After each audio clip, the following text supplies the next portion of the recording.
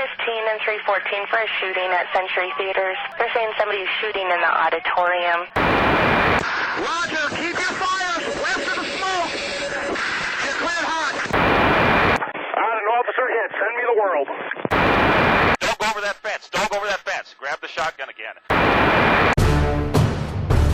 Welcome to Tactical Tangents. Welcome back to Tactical Tangents. This is Mike. This episode is brought to you by Drip Drop. Drip Drop Oral Rehydration Solution is an electrolyte powder that you mix with water. It was formulated by a doctor for quick absorption. I work in the desert, and it only takes a few hours in the heat, wearing body armor, carrying around a bunch of gear before I start feeling like crap and fall behind the curve in dehydration. Drip Drop keeps you in the fight so you can finish the mission and rehab for the next one. Go get you some at dripdrop.com or on Amazon, or ask your supply guy to find it for you. This episode is also brought to you by Mantis. Mantis is a firearms training tool that tracks the movement in your gun so you can step up your performance with good data and feedback. Not only does it help you stay accountable and make training more enjoyable and cost-effective, it also works in dry fire so you can train at home. I swear by dry fire training, and I use the Mantis every single time. If your shooting will have real-life consequences, use the Mantis to take your shooting to the next level. Get one and join our training group in the Mantis app. You can find them at mantisx.com. So today I'm sitting down with Mike Willever. He's the host of the Active Self-Protection podcast, which you guys have hopefully heard of by now. And he's got a background as a police officer. You were a local cop at a couple places. Indeed. Where along the lines did you work? So I was a police officer in Ocean City, Maryland. That was a seasonal position, so summertime only. It's a really great jump start to an LE career. If you're out east, that's something to look into if you're looking to go into law enforcement.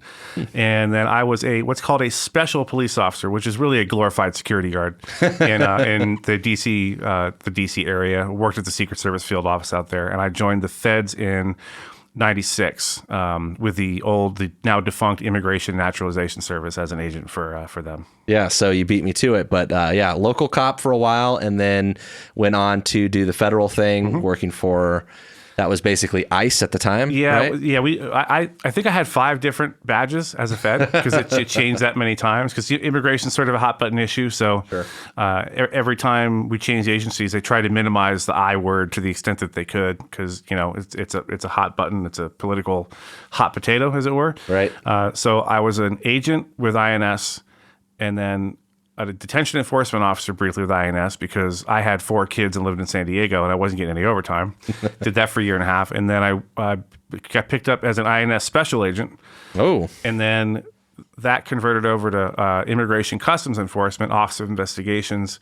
And to get rid of the I word, they changed the name of our half of the agency to Homeland Security Investigations, which is what it is to this day. And as taxpayers, I hope you appreciate the millions and millions of dollars that the government spent of your money to change all the badges, all the patches, the raid jackets, stickers on the cars, the letterhead, all of it. And I retired in June of 21 out of the Tucson office. So people thank me for my service, and I thank them for paying me. Right. And now you're doing the Active Self-Protection podcast, which is what, 8-9 months or so. Yeah, I think old? we have 30 when we're taping this right now. I think we have 31 episodes. It started late August of 21. Okay, so last summer approximately. Yeah, and thanks, folks listening. You got to know, Mike Doyle, your humble host here. He got me started with that podcast. I'm sure we'll talk about it more later. But without him, I would still be using a tape recorder and trying to figure out how to plug it into my MacBook. No, I'm sure Mike would be just fine. But I do have to point out that Mike is the older, more handsome, and wiser podcast host sitting in the room of the mics. So, definitely older. So in Active Self-Protection, we have a close relationship with John and the rest of the staff. We've interacted with them a number of times, and they've been nothing but supportive as we've been new and kind of grown into this. So we appreciate the whole team, and obviously glad to have you. Thank you. So I guess the bottom of the first thing that comes to mind is you've done both the local cop and the federal cop stuff, and I think a lot of cops who work in the local realm have aspirations to go to the feds. And I've also interacted with a lot of feds who have never experienced the local cop side of it. Can you talk a little bit about pros and cons and why, kind of compare and contrast what a local guy, what are good reasons maybe for a local cop to go to the feds? What are reasons they might want to stay local things like that? I have quite a few thoughts on that, and from different perspectives. There's plenty of feds who were local cops. That's pretty common, actually. Sure. I think in Tucson office, they were hiring a bunch of guys from Pinal County, Maricopa County Sheriffs, Phoenix PD. With that said, I think the most experience I have where I can compare and contrast those two things are being on task forces. And I'm very proud of the fact that every task force I was on, I think 4 altogether in San Diego. And every task force I was on, I was always invited to the locals only meetings, which was a great honor for me. While the ATF and the FBI and the DEA guy went and got coffee, I was invited to the locals meeting. Because I think in part because I tried to make myself available and useful to the local guys as much as I possibly could, and they appreciated that. There was a lot of ways I could do that using the immigration angle. But more to your question, there's part of me that wishes I would have remained local LE, and there's part of me that's glad I went to the feds. I think the biggest thing to consider before you move is your retirement. How long have you been with your agency? Whether it's state or local, municipal, county, whatever. Right. What's your retirement system like? Because if you've been with them for 15 years and then you go to the feds, you lose all of your time and tenure and all that sort of thing. That's a big consideration. Whereas I think here in Arizona, if you're a cop in Gilbert, you do that for 10 years, you can move to Flagstaff if you want to and maintain your time and everything. And so that's something to be in a state-funded pension scenario. Something to consider. Same thing with the feds. You can change agencies with the feds and retain all that stuff, but you can't if you go from local to fed or fed to local. That's a big consideration. Is are you sure you're going to want to do that for the next 25 years? Because you need to have that time in service either way you go in order to retire. And I think something that young cops don't think about is they think, oh man, this is gonna be the best job ever and I'm gonna want to do it forever and ever and ever. And then you turn like 48, 49 and you're like, I'm enjoying it, but I don't know, retirement at 55 sounds pretty good to me right now. I'll have 30 years or whatever the case is. Right. But I gotta say there's real pluses and minuses to both jobs. The thing about being a Fed, depending on the agency you're with, the politics can vary wildly between presidential administrations and do. And it doesn't really matter kind of what agency. The agency will determine why and how the politics change and why your priorities change all of a sudden. So if you're working immigration, and this is just the truth, if you're working an immigration type of case and the Republicans are in office, it'll get funded, it'll get case money, you'll get support. The Democrats come into office, you will lose all funding and all support. That's just facts. That's just how it's been. I did it for 25 years. And so I was hired under Clinton. I worked through George W. Bush, through 2 terms of Obama, through Trump, and then the first 6 months of last year was President Biden. And the same thing holds true for other aspects of law enforcement. The FBI's focus will change depending on who is in charge of the DOJ. So politics play into it, state, local, and Fed. You have to understand the political landscape if you're a local cop. Absolutely. City councils vary widely from place to place, and that absolutely plays into it, like you said. Yeah, who's on the city council? Are they pro-LE? Are they anti-LE? And as we've seen, unfortunately, over the last few years, a lot of city councils and mayors don't support their law enforcement, and it's unfortunate because if you're playing political football with your law enforcement officers, they can get demoralized. And I think we've seen that all over the country, where a lot of officers are either opting for early retirement or they just aren't being as proactive as they once were because they're worried they're going to get in trouble just for doing their job. We've kind of gotten a little far afield here from your question, but it's relevant. I mean, that's part of that's part of the balance between one or the other, right? Absolutely. The Fed system, as far as your retirement goes, it's pretty awesome. I got to be honest with you. It's called 6C covered. That's what they call it. I can't remember the act or whatever it is, but a 6C covered law enforcement position with the feds means that you can retire with 20 years if you're over the age of 50, and you can retire anytime with 25 years in service. And depending on the agency you go with, the pay is pretty darn good. And if it depends on where you are. If you're in San Francisco, Honolulu, San Diego, maybe it isn't the best paying job for where you are. However, if you're in, if you're in Tucson, if you're in Kansas City, you're buying a $500,000 house, on a hill with a circular driveway. So I think what I really liked about the feds, the upside for me, was the flexibility. I got to work in 4 different countries and 3 different states over various periods of time. You might get called to a detail. I'm in Arizona. I might get called to a detail in Washington State or Chicago or wherever. And it's really cool to be able to go interact with all these other agencies and see how things, see how LE works in Chicago, for example, or Miami or wherever the case may be. Flying armed. That is something that feds get to just do. You get training and you get to fly armed, skip the line at TSA. It's pretty nice. I'm going to be honest with you. I'll take it. No sleeping and no cocktails. However, you can fly armed.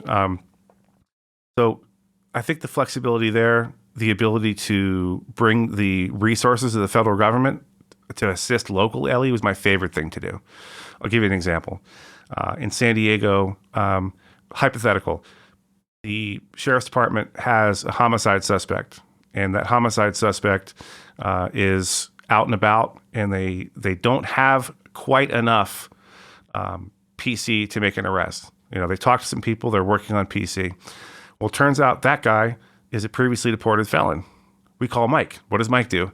Mike goes and sacks the guy up, totally legal. It's a real arrest, and I put him in the federal lockup with no bond, as I'm charging him with reentry after deportation or whatever the case might be. And that puts the guy on ice for a week or 2. Why is that good? A, because he can't flee once he finds out the cops are looking for him. And B, he can't murder anybody else for the time being, at least nobody we care about. Now, that right there, freeze that. That's the line that's going to get complaints, by the way. Right. You're going to get letters. So, yeah, that's funny. And it will get complaints, but obviously it's, we're joking people. It's supposed to be a fun, entertaining show. But you mentioned the task force thing, and I think bringing federal money in to help local agencies with certain things is a big deal. And this is another thing where, like politics, I know at my agency with my city council, we've had problems accepting money, especially if it has that I attached to it, right? Mm-hmm. Anything immigration related. And so there's a lot of little challenges. But you mentioned working with task forces, and this is something that I've told local guys, because you brought up a good point with the pension and retirement stuff. I think that's huge. And it's one thing for guys that go to college, they go join a local agency to use that as a stepping stone to go work for one of the federal agencies. They're there to do that like 3 years that they need to get that experience and move on. But that also gives you an opportunity. These task forces, I mean, every agency that I can think of, there is a way to work with them at my department, right? You could be a local cop or detective and work with guys from the FBI, DEA, ATF, HSI, even some other 3 letters. It's a lot harder to get into, but there is a counterterrorism component that surprisingly there is an angle to interact with some people from some of those other agencies. So those opportunities exist even for a local guy, and that's cool because on one hand, like you said, if you get bored with one thing, you can go do another, right? And on the other hand, if you do want to get into federal law enforcement, you have the opportunity to work with guys from those agencies and see, like, what am I actually going to be doing? Because I think a lot of young cops, back in my day, we watched the X-Files, Mulder and Scully. They were, FBI agents chasing aliens and stuff.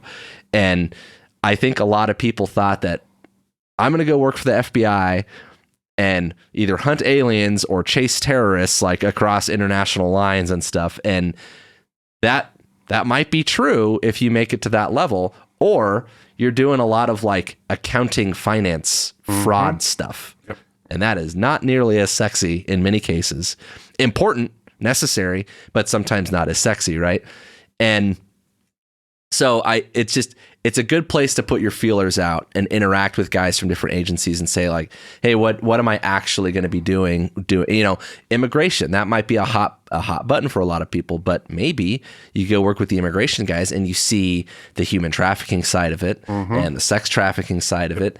And one thing that I don't think a lot of people have an appreciation for, just law enforcement, big picture, federal and local and state and all of that, is how much overlap there is in these larger scale criminal enterprise, organizations where, the human trafficking is funding the drug trafficking, funding the guns, and then there's a money laundering component to it. And there's all kinds of shit tied into that, right? It gets very complex, yeah. Yeah. And so there's a lot to learn. And especially if you're trying to choose a career path, if you do use local law enforcement as that stepping stone, it's a good opportunity to say like, well, I only plan on being here for a few years, but let me try to work with these guys and see what's out there, because you might find something really cool. Yeah, if you can get on a task force, I mean, most people with a few years aren't going to get on a task force. They're still going to be pushing in black and white, odds are, most places. But I highly recommend a task force environment, whether you're state, local, fed, whatever the case may be. It's almost always a lot of fun, because the reason being is I get there and I'm cross-sworn as a U.S. Deputy Marshal. I'm cross-sworn as a Sheriff's Deputy for the county that I'm in.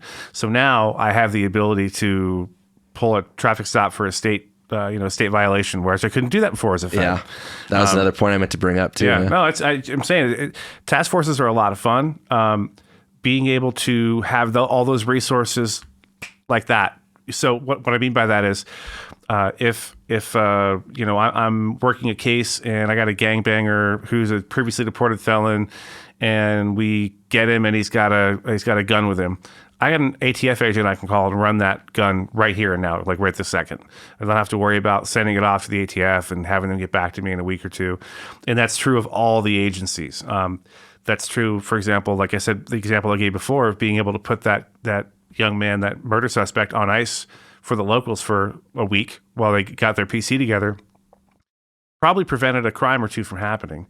Almost certainly prevented him from getting away, because the resources that we brought to bear on that one murder suspect are far more than normal, in a normal murder investigation. Yeah. Because I've got a surveillance team on hot standby, and I'm like, hey guys, here's the address, and these guys are so good at what they do, you're never in a million years going to get made. No one's going to spot them. They change out all the time, and they're just there for 24/7 for 3 or 4 or 5 days until the guy pops his head out, and then boom, we got him. Yeah. So, it's a lot of fun. What did you notice about the feds who weren't local cops before moving into a federal agency? Was there anything about, I guess, maybe a void in experience there that was a factor, good or bad? Yeah, if someone asked me how should we recruit feds, I would say, please don't send us anyone who's never had a real job. It doesn't have to be Ellie and is just a college graduate. College is great. I think college more than anything proves that you can take a task, stick to it, and complete it. A complex task of getting your college degree. I would prefer everybody who is a fed either has college plus military or LE. That's never going to happen. There are special announcements, like for vets, for example. There's a special what's it called? Anyway, there's a special deal for vets where they hire only vets in one. Yeah, veteran preference. Yeah, it's a veteran preference. However, we get a lot of, we had a whole, I won't name the college, but they had like a co-op program with a college, and we got a whole bunch of these like 23, 24-year-olds, some of whom were great and willing to learn and humble, some of whom were completely arrogant and thought they ran the place when they got there and did that thing where you like look down on local cops. That's a real thing. Unfortunately, it's not very common, but it's a real thing. Well, I'm a fed, look at my badge. It says US on it, mm-hmm. Yours doesn't. I would love more and more federal LE to be drawn from the ranks of local, state, or at least military. So you have that exposure. I would like to see everyone who as a kid wants to be a cop go through an Explorer program. I think it's so beneficial to go through a police Explorer program with your local agency, because it might help you decide long before you apply for a police department that this is not for you. Right. You've seen that happen. Or that it is for you, and you're going to learn more doing ride-alongs with a regular cop than you're going to learn in the police academy. I got news for you. Not actual tactics and stuff, but you're going to get a sense for what it's like. If you become a fed, I think that we lost 3 or 4 people out of a class of 30 along the way. And I just saw people that really, not a lot, but some people who just really didn't have any business. We get that too. With authority, because they like the authority aspect a little too much for my liking. Right. And B, just being in any kind of tactical or dynamic situation with a firearm. But those people exist, unfortunately. Yeah. And Well, and the thing is they're different jobs, right? Like they're related. They're law enforcement. You know, you're investigating crimes, but I relate a lot of it to the difference between being a street cop versus a detective. You know, they're both necessary, but they're different. And for a local cop, I mean, let me back up and just say for a new federal agent who might have that attitude like you're talking about, and my interactions with the feds have almost always been positive. Yeah. There's been a couple times where on the tactical team that I work on, where we've gone to serve warrants for some of the agencies, and we'll ask questions in the briefing, and they're like, "Are we allowed to tell them that?" And I'm like, "Listen, guy, like if I'm going to go break your door down, you're going to have to answer my questions, or we're not going to do it." You know. But like aside from that, like my interactions have always been positive. But sure, there's a couple guys that might have that kind of attitude about them. But you gotta recognize that for a local guy, those feds don't. They're only dealing with these more complex, more intricate investigations. Mm-hmm. They're not just like going out to the domestic disturbance, making a decision, booking the guy, and moving on to the next call. It's just not like that. And a lot of cops, frankly, don't have the patience for investigative work. On the other hand, a lot of new feds, they're not really, I don't want to say capable of, but they just don't really have the experience of just sitting there and making a decision and arresting a guy and take, like, you know what? No, you're going to go to jail today. Yeah. Because you've got to go through a whole arresting process. It's just a different thing. And so you just have to recognize that it's different. And like you mentioned the whole thing earlier about getting cross-trained and cross-sworn.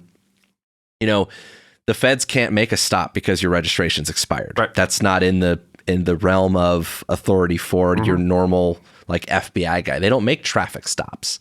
And so there's tools available there that on the local level you can help with. And like you mentioned earlier, on the other hand, the feds have the money and the resources in the pockets to, you know, you want to take something to the next level, like we can make that happen. So I think just understanding the differences can go a long way. But I digress. I think there's a lot to be learned about federal versus local. Can I add something also to that? I think what you're getting at earlier is, I think some people think they're going to join the FBI and they're going to be chasing bank robbers right away. When in fact, what they might be doing is some very mundane, very boring, all office, no field work stuff. That's a real possibility. If you want guaranteed action as a Fed, join the Marshal Service, because at some point you're going to be out chasing the worst of the worst bad guys. That dude, the Fugitive Task Force. Can I use a semi-bad word? Yeah, they are the most badass group of people I ever met in my life. And I mean, jokes aside, I've been to probably 14 or 15 LE funerals during my 25 years in San Diego and Arizona. I think 6 of those were from the Fugitive Task Force. Yeah, it's dangerous work. It's really dangerous work. They chase goblins down holes, as John Curry likes to say. Right. With that said, working for a place like HSI where I worked, there's an opportunity to do so many things. I did everything from international wiretap work. I was never an affiant on a wiretap like that, for the record. I'm not claiming I was, but I worked with guys who were. Everything from that down to street level gangs and street level narcotics. So you really get a wide variety of authorities and of possible assignments. If you join the ATF, not as many. DEA, pretty much. There's a couple things they do, you know, and they do it well. They're good at their job, and I love and respect my old DEA partners. But if you're a DEA agent, you're probably, unless you're on a task force, you're not going to work human trafficking 1 year and then work cartels the next and then work local gangs. You know what I mean? You're not going to get that breadth of opportunities to do different kinds of investigations. But if you are thinking about joining federal law enforcement, whether you're a cop now or not, or whatever the case may be, do some research. Maybe even go visit a local office and say, hey, I have some questions, you know? Yeah. They work for you right now, so they should make them avail themselves, or you should avail yourself of their time and you know, you're paying their salary. So go ask an FBI agent, hey, what is it you do? If I join, what can I expect to be doing? They have recruiters. It's what they're there for. And you mentioned that if you're only got 3 years on or so. And I use that number because usually that's like the minimum requirement for what they're looking for as far as like recommended.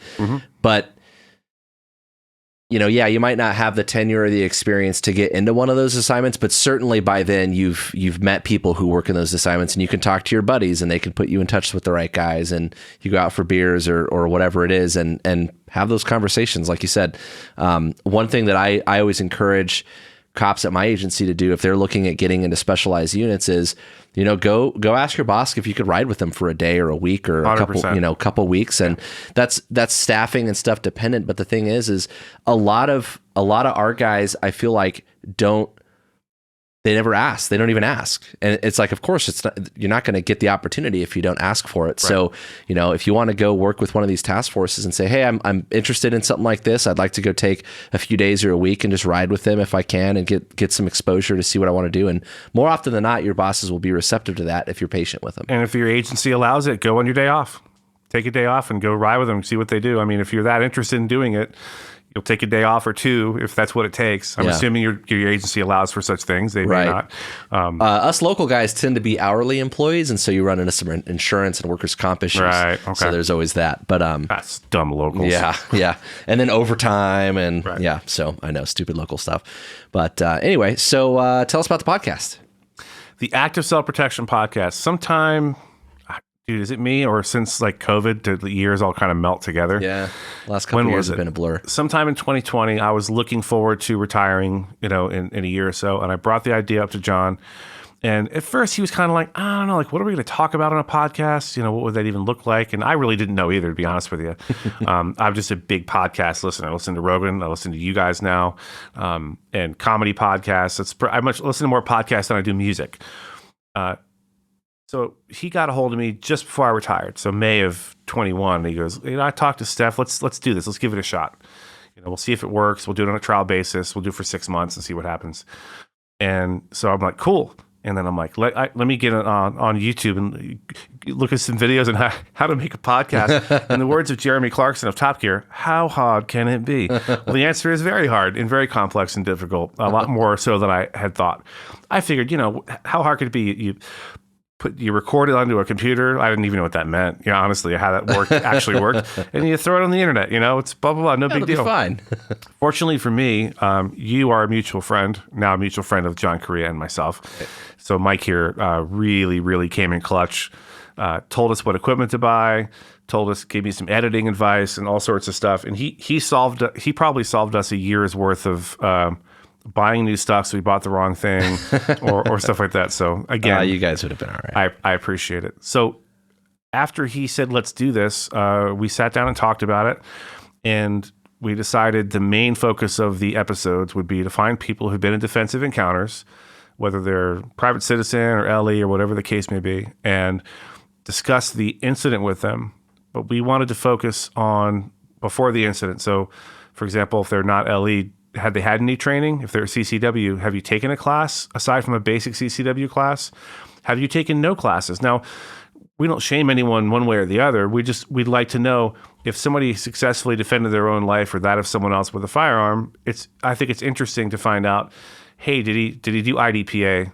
Or competition or something. Yeah, or whatever. And right now it's probably 60-40 of people not having a lot of training, but still successfully using a firearm. I've heard John say one time, I would love if everyone got training on their firearm. However, it should never be mandated that people have to get training in order to get a CCW or any kind of advanced training to purchase or carry a firearm, because we've seen time and time and time again of somebody who has zero experience, maybe has never fired the gun once, successfully defending themselves against a criminal or a predator with that firearm. Absolutely. So he also likes to say that we keep it as apolitical as we possibly can, because I want all of my Democrat, Republican, Libertarian, Green Party, you name it, party members to realize that the Second Amendment is their right. Self-defense is a fundamental human right, in our opinion. Everyone should be able to defend themselves and should have the tools available to them to do that. If you're I'm getting a little far afield. I'll come back to you in a minute, but hang on. If you're a 42-year-old female and you're 5'3" and weigh 110 pounds, and I come barging through your door at 3 a.m, and you don't have a gun, that's not going to end well. It's just not. That's the only thing really, in my opinion, that's going to equalize our situation to where you can prevent that guy breaking into your house. I just talked to a gal who did just that. Her husband was a police officer. She's home alone with her daughter, and a guy broke through the window, and she had a .45 that she was trained to use, and shot him twice and prevented him from doing whatever he's going to do. We talk to people every week. I talked to Mike before the show. I'm like, I wish I hadn't told John every week. It's a lot of work. We talk to people every week. And so far, most of them have been about self-defense encounters with a couple of exceptions. And it's really fascinating to me to hear about the before and the after. The incidents, that's what brings you. You know, they say in football, offense sells tickets, defense wins championships. Yeah. The incident is what brings people to listen. I think they're curious to know what that was like. But I want to find out, who is this person? What experience and training do they have? Did they grow up around guns, for example? Were they in the military? Were they security or law enforcement beforehand? Then the incident is like, the 20% in the middle. And then especially the aftermath, the legal, the investigation for a police officer. Hey, did they take your gun away? Did they give you another one? Talk to me about PTS. How did you have it? How did it manifest itself? When did it manifest itself? One of the most interesting things I found is how similar the PTS stories are. Not the symptoms, but that it didn't happen right away. It wasn't the next week when they started being hypervigilant and checking the locks way too many times and doing a hard target search of their home, knowing there's probably nobody there. That didn't happen the week following. It built and built and built, and it wasn't immediately obvious that what the behaviors they were exhibiting were as a result of the critical incident and post-traumatic stress happening afterwards. I find all that absolutely fascinating. And I got to be honest, I'm now friends with every guest we've had. Like, we have each other's phone number and email, and I take the job personally, and I really care about the people on the show. And I tell them before the show starts, hey man, if you say something goofy, or you're like, man, I shouldn't have said that, or I shouldn't have said that name, I shouldn't have mentioned this thing. Just tell me. I'm not an investigative reporter. I'm a podcast host. I want to tell your story your way. The only concern I have moving forward, honestly, is having enough content, having enough people who've been in situations like this to make a show every week. But, we, speaking for myself and John Correa, we let our Jesus flag fly pretty high over at Active Self-Protection. We have a Christian foundation. And I believe God's just given me a guest every week. Every time I needed someone, even if it's the last second, somebody just plops into my lap. So it's going really well. We're in the top, I think, 1.5% already. Hey, kicking our ass, that's for sure. Yeah, that's what Mike said when I'm like, we're going to start a podcast. And I was like, oh, great. But it's been a lot of fun. And I'm now at the point where I'm a couple weeks ahead, which is, I never thought I'd be there. I was always editing and tweaking stuff till the last second. But now I'm actually a little bit ahead. I probably shouldn't have said that. He jinxed it. I have time to come sit down on Tactical Tangents. That means I have enough time. Good sign, yeah. Yeah. It's funny. You mentioned the guest thing, and that is absolutely true. One of the coolest things about us doing this project, and obviously Jim isn't here with us today, but since we've started this thing, is the people we've got to interact with. And it's like you said, I mean, it's all it has done is helped us build this network of subject matter experts and people that are just really cool to interact with, and the stories that you hear and all of that has been downright not just fascinating, but just cool. Just a great experience and a good part of the journey. I don't, our sponsors obviously support our show, support our efforts. They help us pay for the talent to get the show up and out and market the show. But, this isn't a moneymaker for us. We've got jobs, like that's right. How we pay our bills, is with our jobs. This is never a get rich scheme. And the journey itself has just been cool. This is Mike, and I just want to jump in real quick to announce our new partnership with Brink Drones. Brink has created life-saving capabilities in a drone that can break windows, fly into houses and confined spaces, and even crash into things and stay in the air with advanced pilot assistance that does not use GPS. Brink drones are built in the USA. It has night vision and IR that can function in blacked out and zero light conditions. It can flip itself back over, and it is a flying cell phone with two-way communication and a live video feed. It can even carry and drop off items for hostage negotiators with the payload feature. Brink has a really cool and compelling heritage that came to be after the 1 October mass shooting at Mandalay Bay in Las Vegas, and they are committed in their mission to leverage technology to save lives. And I can tell you firsthand that their drones will do just that by flying into places that are too dangerous to risk human lives. If you work in public safety, your agency needs to see what this drone can do. Go check out Brink Drones at brinkdrones.com, or feel free to reach out to us, and we'd be happy to tell you all about them. Again, that's Brink, BRINC, drones.com. One thing that you talked about, some of the post-traumatic stress stuff, and I want to come back to that. But before we get to it, have there been, and not necessarily training things, but just lessons in general about the defensive encounters themselves? Have there been trends or themes or consistent lessons that seem to come up in many of your interviews? There's one that stands out above all the others, and that is people ignoring red flags. So John and I made a video yesterday, and it's surveillance footage in front of a convenience store, right? And there's a guy with 2 knives, one in each hand, yelling and screaming, waving his arms around. And there's some dude sitting Sounds on like a red flag to me. Yeah, this is an extreme example, right? Not a detective or a federal agent. Right. But so there's a guy sitting on the curb, like drinking a slushie, eating his hot dog, and he's not reacting to this obvious red flag, this obvious Looney Tunes person who's running around with a knife. And for his trouble, he gets stabbed in the neck a bunch of times. There's quite a few shows where people have told me, yeah, I saw this, but I wished it away. I saw that, but I hope maybe, I could, and if you ever watch on the ASP Extra channel, Stephanie Widener has a great presentation about women's safety. And generally speaking, women tend to try to rationalize things more than men. I say it's probably 60-40.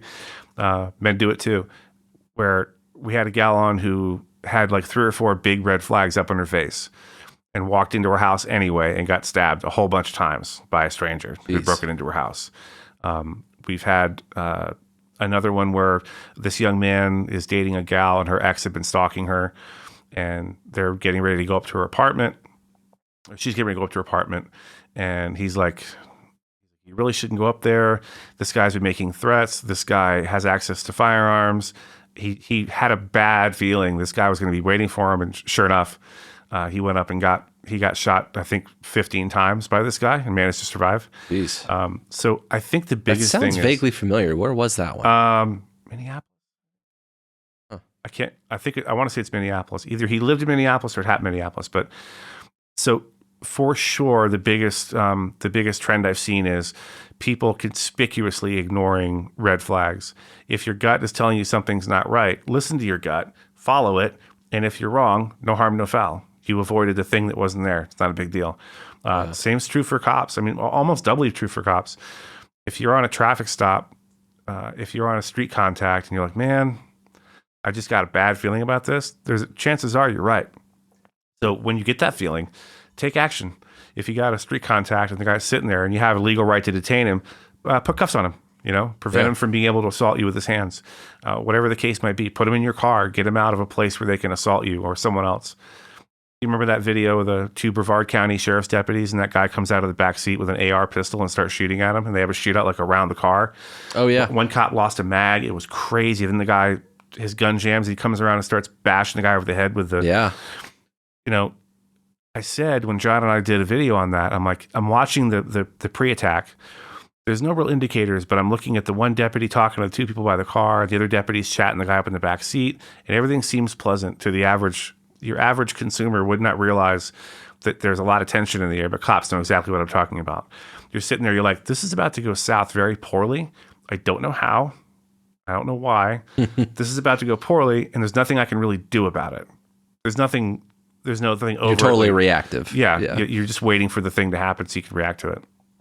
So if you're out there listening, whether you're a cop or not, if you have a bad feeling, if you have a gut reaction, things just don't seem right, don't look right, don't turn down that hallway, whatever. Go with plan B.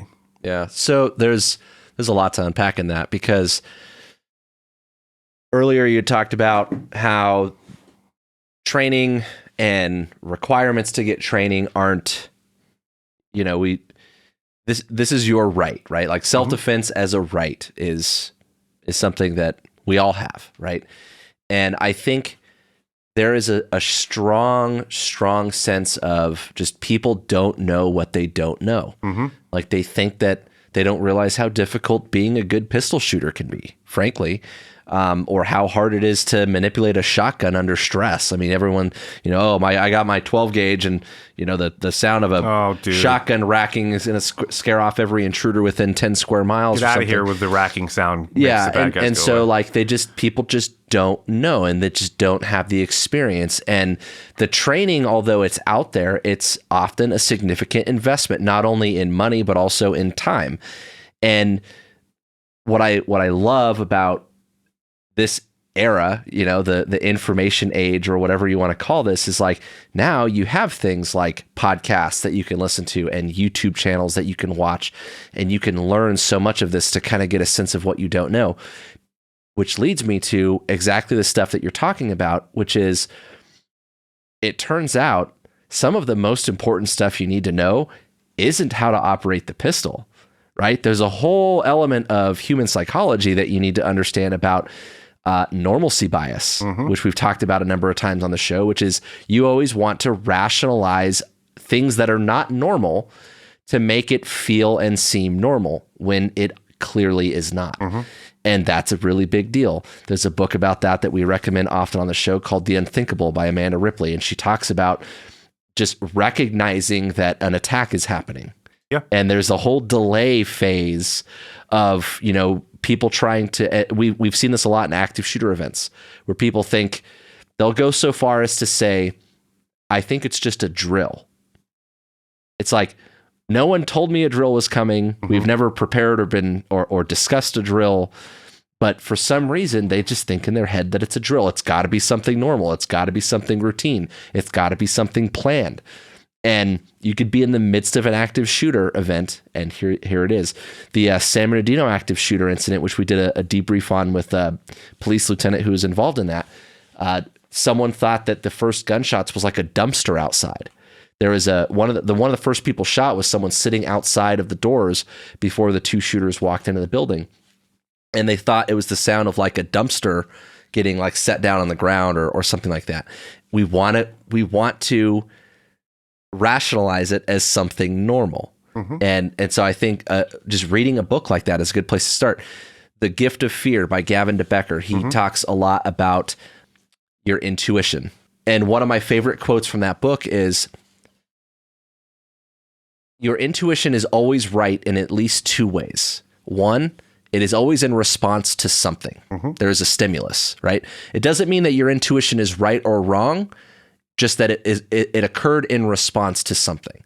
And the second is it always has your best interest at heart, which again speaks to your point. Listen to that, right? Like if you're getting a weird feeling about a person or a situation or whatever, you need to pause and give that some thought and think about it and ask, like, what is the risk versus reward on moving forward here? Whether it's an interaction with in the case of like a dating situation, like a girl is getting a weird feeling from a guy on a date, hey, maybe you can continue this another time, right? Like maybe you don't have to take this the next step right now. Or like you said, going around a corner or into a hallway, it's just, what is the risk versus reward?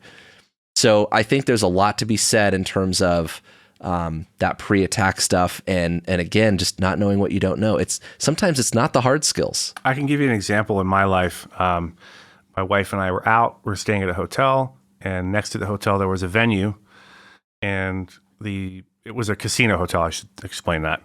And there was a venue with a concert going on, and it was an outdoor venue, and a monsoon comes through and washes the thing out. And all of a sudden, there are several thousand very drunk, wet, perfect, pissed off patrons walking in. When you can feel the electricity in the air? You're like, something's just up. And I'm like, we got to get to our room. We should go to our room right now. She's like, I wasn't ready. I wanted to do the thing. I'm like, let's go. Sure enough, there was a massive brawl. Right. Down in the hotel and casino part of this place. And it's just one of those things. I'd rather get to the room now and avoid all that rather than stick around and try to fight my way through risk that crowd. Versus reward. Yeah. And then here's something Stephanie Widener likes to say during her classes. if an attack is happening, the most important step in reacting to it is to radically and rapidly accept that it's happening, accept reality. Because like you said before, you sitting there and someone's walking towards you with a knife in their left hand, and if your brain's thinking, that's weird, he doesn't have a sandwich in the other hand, what's going on? No, stop it.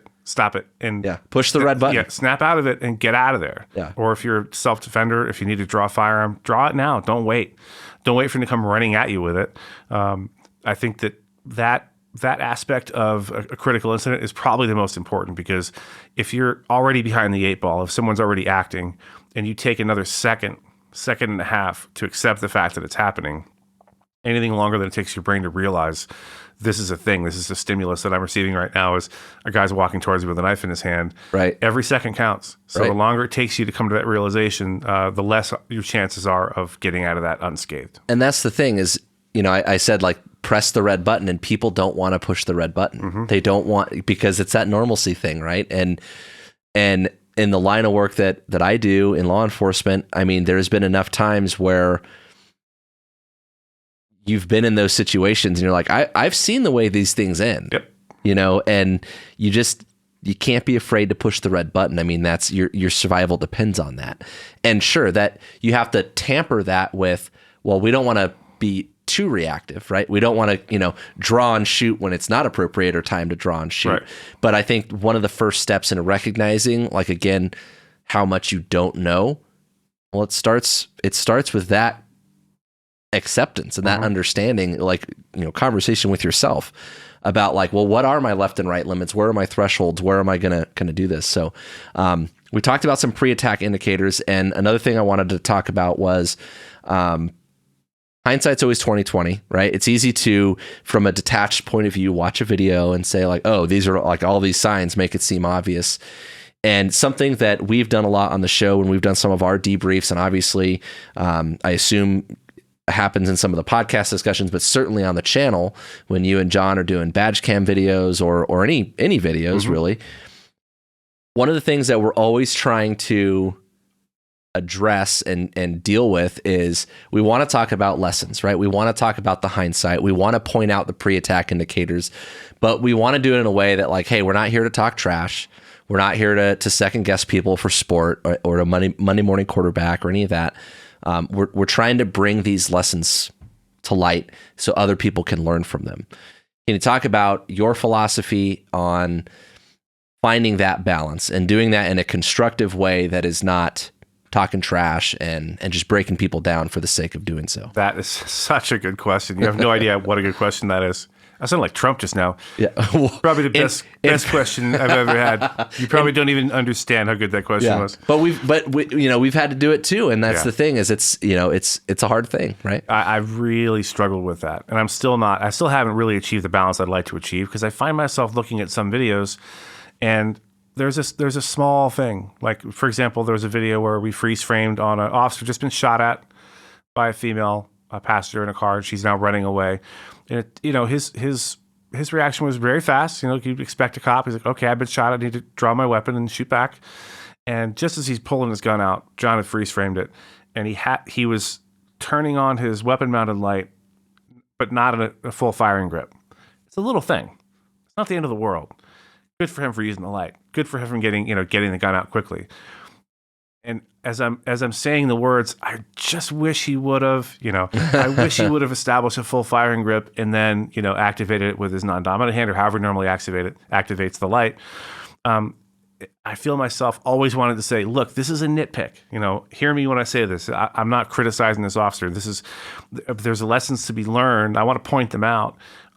I've gone back and listened to myself in some of these videos, and I'm like, man, I sound like a jerk. I feel like a jerk.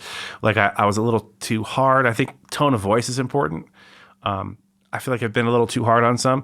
Some of these videos, however, of law enforcement, where they are just hot garbage, I'm going to call it like I see it. Sure. If they are completely unprofessional, if they are pointing guns at civilians when they don't need to, all sorts of stuff that I've seen. Shooting out a tire.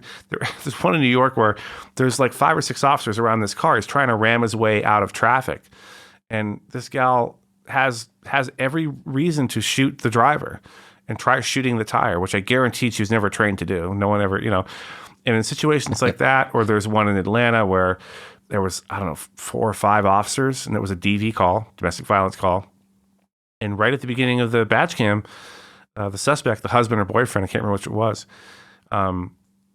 he has a gun in his hand, pulls a gun out, and he gets out of the car. And now he's just walking around this apartment complex while they yell at him with guns pointed at him. He did that for like 15 minutes. There's one in Alaska like that too. Yeah, I don't know how. I mean, I understand, especially people who haven't been in law enforcement, wanting to give someone the benefit of the doubt and every chance to not employ deadly force. I agree with that 100%. But you can't let someone walk around an apartment complex where anybody could walk in, kids could walk in, he could take a hostage, anything could happen. You have a duty to act as a law enforcement officer, and they needed to act and they didn't until much, much later.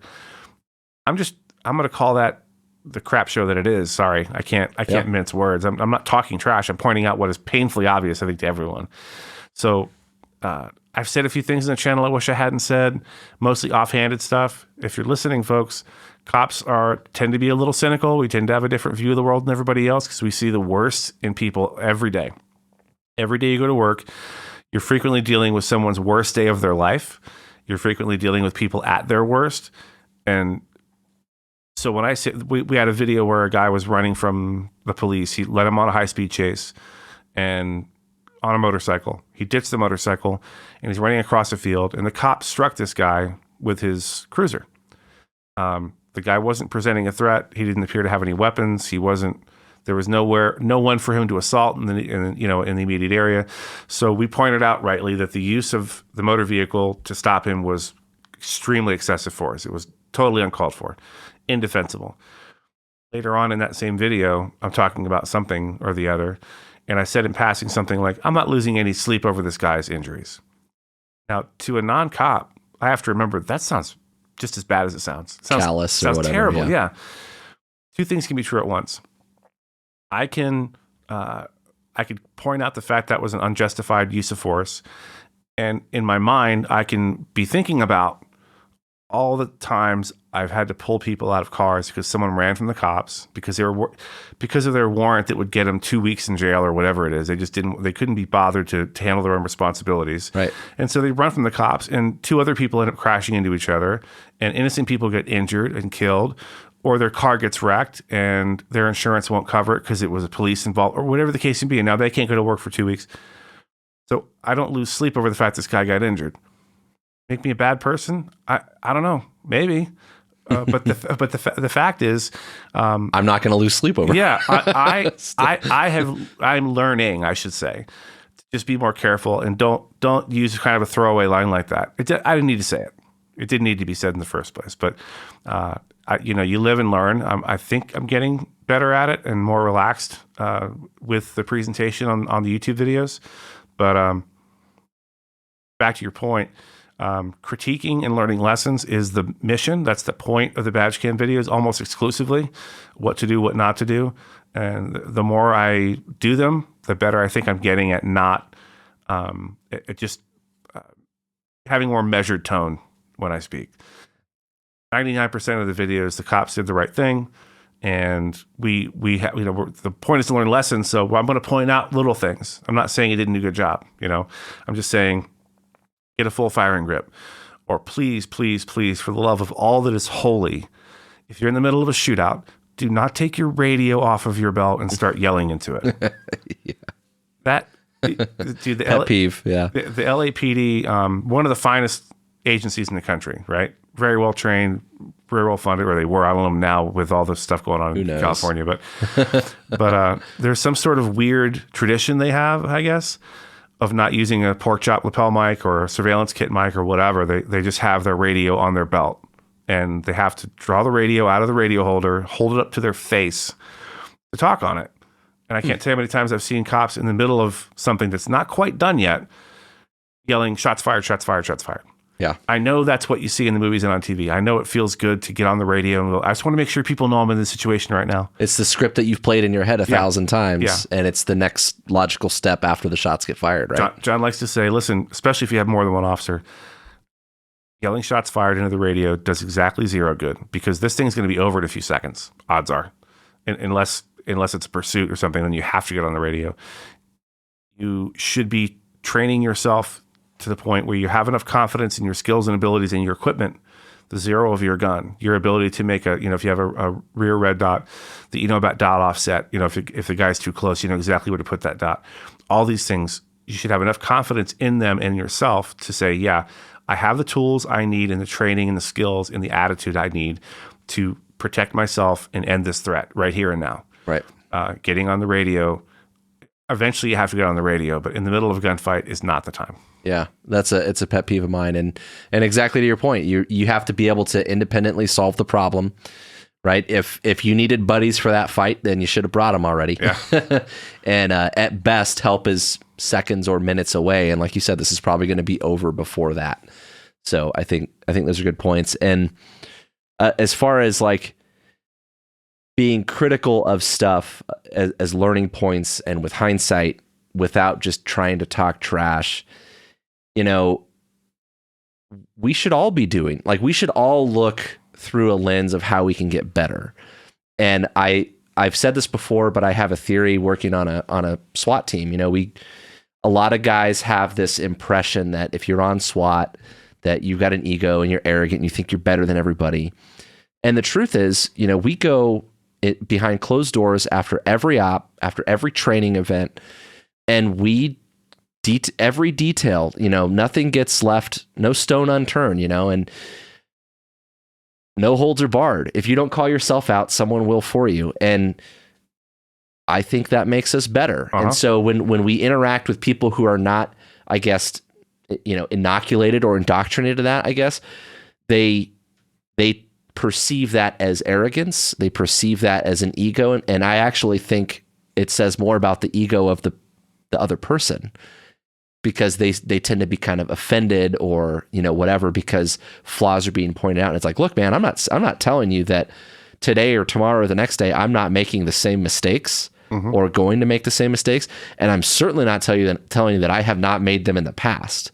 Like, I am not infallible, but every time these mistakes happen, whether it's on my part or on someone else's, I take note of those in an effort to avoid them in the future, right? Whether it's to incorporate that in a future training or to make those mental notes to try to imprint those concepts or ideas, whatever it might be. But, that is the path forward, right? This is not we don't live in a static world. We have to evolve, right? And that's part of the process.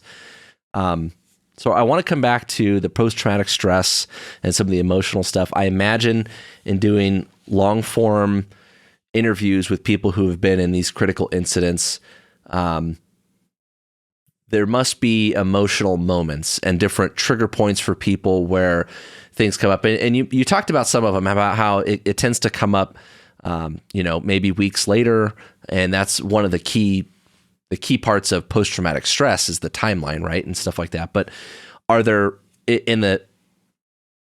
I guess from looking at it through the lens of resilience and building mental toughness and having the right quote unquote mindset, we kind of steer away from using mindset too much. But from those perspectives, is there something that you have noticed or things that you have noticed as trends that tend to get people in the aftermath of these events? And I acknowledge that this isn't Dr. Mike. Right.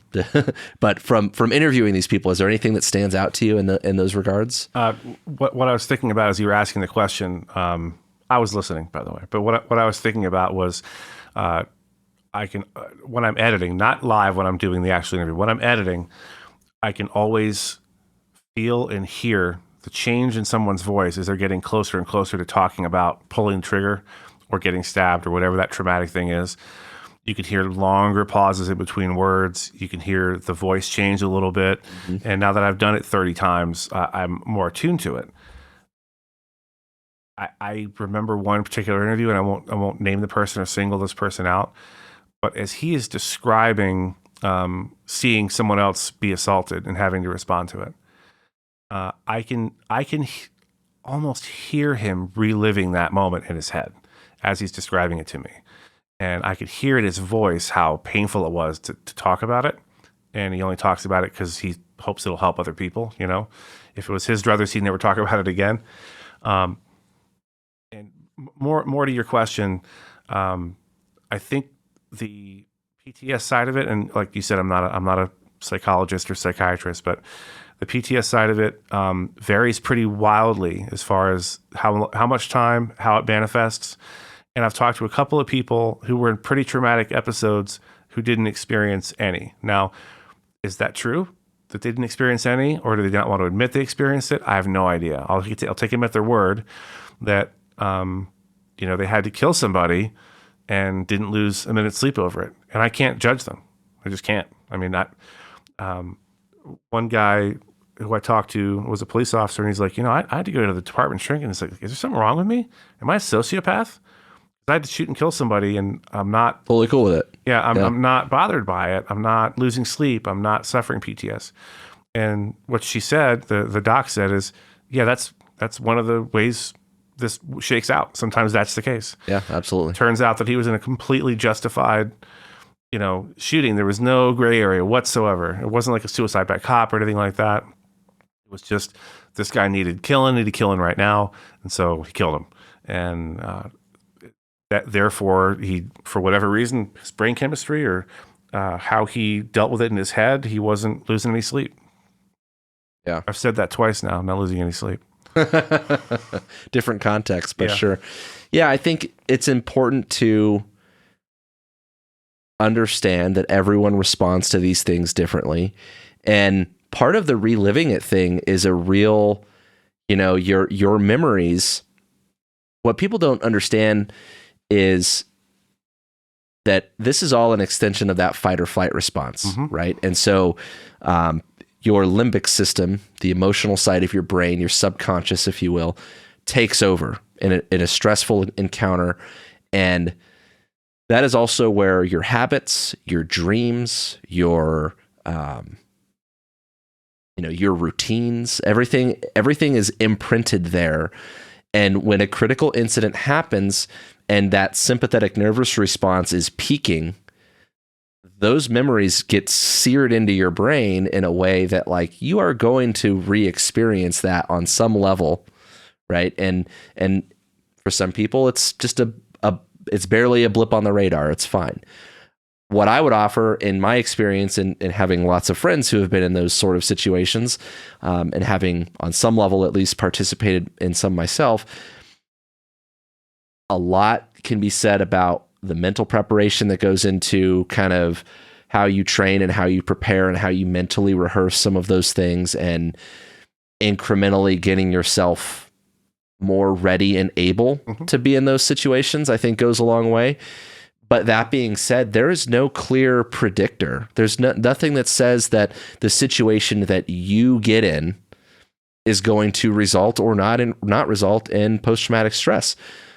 Yeah, I was going to say, I love the point you made about preparation. You could talk about mental preparation, talk about going over scenarios in your head. I talk about having that conversation with yourself about, can I really pull the trigger when the time reconciling comes? It, yeah. You don't want to have that conversation 0.5 when it's seconds time before you draw the gun. Yeah. Yeah. But on active self-protection, we talk about spiritual fitness. You can call it emotional fitness, I guess. Spiritual fitness being defined in part as being right with your God and telling the people you love them that you love them, not leaving things unsaid. Yes. You don't want those things popping up in your head when you're supposed to be in the middle of a gunfight. Yes. You don't want to be like, man, I left the house in a huff, and I don't normally talk to my wife or husband that way, and I wish I hadn't have done that. If you're looking at potentially dying in 4 seconds, you don't want that thought clouding your judgment. I mean, it's just no. That's just what it is. I did a little mini bonus rant recently, and it had to do with firearms instructors. Kind of a pet peeve of mine when I hear firearms trainers talking about, and then do what you got to do, and they kind of make light of just like, yeah, then you're going to go to work, and it's like, just to make super clear to your students that you are talking about shooting someone in the face, for example, right, and ending a life, and like you need to help your students wrap their head around that reality and reconcile that. Right? Like, that is not something to be taken lightly. And it's not about the position of the trainer who potentially is not going to lose any sleep over it because they're perfectly at peace with it. It's about making sure that you understand the gravity of the situation, and exactly like you're talking about, just that emotional fitness of, hey, when I left today, I don't need to, have that tell my wife I love her thing, because there's no question in her mind. Right. That's how it should be. That I love her. And absolutely. And that is not the conversation that I need to be having when it's time to go to guns, right? Like, so make right with yourself and make right with your family and with everything else. And like, that's a really big deal. So yeah, I think that's a huge part of the mental preparation side of it as far as that goes, and the spiritual fitness and all that. But all that being said, I also want to make sure that the audience hears clearly here that like, that does not mean that you are therefore immune from post-traumatic stress. Oh, by no means, yeah. There's no clear predictor. There's no, every situation is different. The way it affects each individual is different.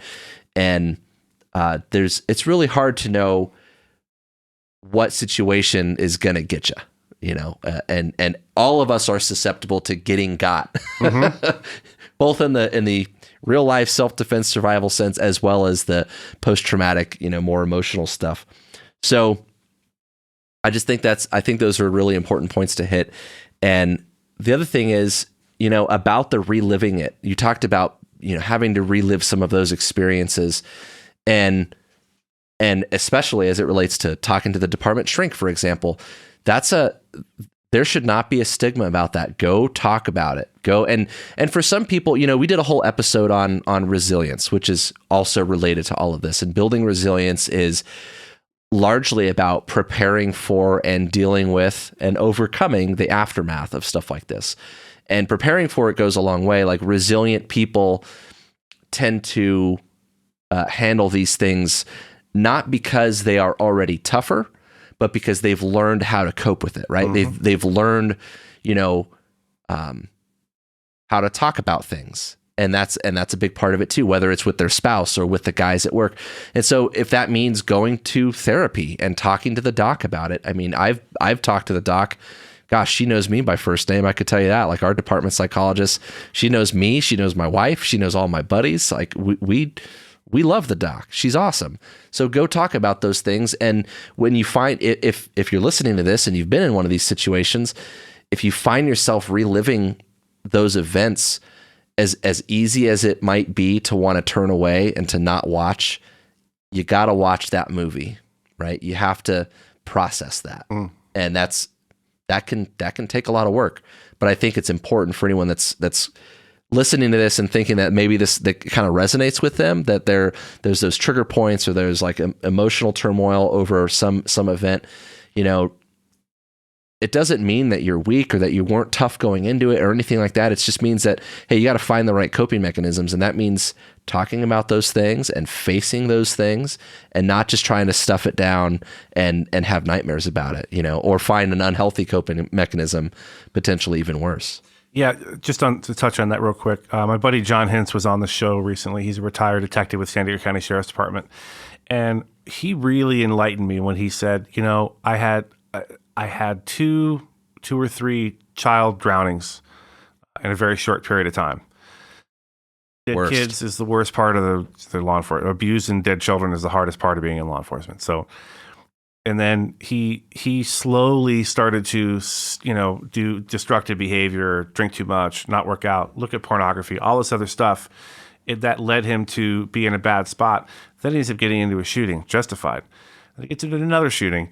And these things, especially in law enforcement, these things build up over time. Up. Yes. There's a little vault in the back of my brain where I keep all this awful, awful stuff that I've seen, that I try to leave it back there to the extent that I can. I've looked at it. I've examined it. I've relived it enough. The stress is definitely collateral, right? It's cumulative. That's the important. That's the word I was looking for. But yeah cumulative stress. That's the word.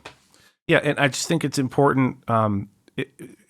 Even if you haven't been in a shooting or some kind of crazy critical incident, if you've been on a major police department for 2 or 3 or 4 years, there's a good chance you have a little PTS going on there and you don't realize it because you've seen enough awful stuff, you've made enough death notifications, and like I said, you've responded drowned children and beaten women and all this stuff. And this stuff adds up. And if you don't deal with it, if you don't talk about it, especially preferably with a professional, if not, then with a friend or a pastor or somebody, it'll sneak up on you. And then when you do have that critical incident, you're at a real deficit. And, again, this has been an awesome conversation because, like I said, there's so much to unpack, which I think is great because it sets us up well for a follow-up. But there's another episode that we did with Dr. Daniel Bloomberg. He's a police psychologist, but he's also a professor and a researcher. And he talks about moral risks of policing. And in a nutshell, he also wrote a book called The Power Manual, which I have sitting here on my desk. And it talks about police officer wellness, ethics, and resilience. And the lesson in all of this, and the reason that I bring that up, and I encourage you to check out the episode, the interview that we did with him, but all of it ties into everything else. And so that cumulative stress is what builds those calluses, right? Where, it leads us to say the things that we can kind of be sort of cynical about and all those things. And so the reason I bring that up again is if you're listening to this and you think like that cops have that air about them or that attitude about them, it's understanding that, hey, all of this, it all is part of one big mosaic, right? Mm-hmm. And so I think the type of person listening to this podcast, whether it's someone in public safety or someone invested in self-defense, is just to recognize the interconnectedness of all of that. So with that said, some cops are power-hungry jerks. They're out there. They exist, unfortunately. For sure. 100%. 100% sure. But I think that it does contribute, and so it's just something to think about. So, well, Mike, this has been a great conversation. I hope that maybe we can revisit this in a little while after some more of these interviews. Yeah. I want to hear more about the aggregate, right? The meta-analysis, if you will, of all of these incidents as they add up, and certainly there'll be a lot more to unpack as the time comes. And I hope people go check out the podcast. Yeah, please do. We're all the major podcast networks, and they show it on the Active Self-Protection Extra channel. Please check that out if you're training. There's so much free good information over on the Extra channel. It just doesn't get the hits the main channel does, but it should. It's good stuff. Yeah, and there's a lot of stuff. The main channel is after action of self-defense encounters caught on video, right? Pretty straightforward. They're breaking down those videos, but the Extra channel has all kinds of stuff, training stuff about grip and using the mantis and there's John and all the guys on the Extra channel have all kinds of material up there that is super helpful. Legal considerations, you name it. Yeah, it's all there. So I hope everyone checks all that stuff out. Obviously, we support all of their efforts, and we thank you guys for all the support you guys have given us. It's been nothing but helpful to us over the years. So. Absolutely, John's pleasure. Hey, man, I really appreciate having me on. I really appreciate the opportunity and all your help getting started, man. It was invaluable. Of course. Well, like I said, guys, go check out Active Self-Protection Podcast and the channels, and we'll definitely bring Mike back again soon. This episode was brought to you by Ride-On Optics. Ride-On is bringing you high-quality glass at a great value. I use and trust their scopes, binoculars, and red dot sights, and you can too, with their unconditional lifetime warranty. If you ever have a problem with their gear, they will replace it, not repair it. Finish up your next build and keep a little extra cash on hand for ammo so you can actually go out and shoot that thing. Find your next optic at rideonoptics.com. Also by Dry Fire Mag. Dry Fire Mag solves the common and annoying problem of having to rack the slide every time you press the trigger in dry fire training. One of the bad habits it took me a long time to break was proper trigger follow through in dry fire. The Dry Fire Mag will help you eliminate that problem almost immediately. Go buy a Dry Fire Mag and double your training reps in just a few minutes a day at dryfiremag.com. Don't forget that we put out new episodes on the 1st and the 15th of every month. If you like what we're doing, you can head over to Patreon, give us $1 for each new episode. That money is going to go back into bringing you good content. If you want to interact with us, you can find us on Facebook, Instagram, and Twitter. We are at TacTangents. You can also email info@tacticaltangents.com. And if you're on Facebook, go join our podcast discussion group. There's lots of like-minded people in there you can interact with. Just go to the group tabs on our page and answer a couple questions. You'll be able to get in there and hang out with us. That's all we got. Good talk.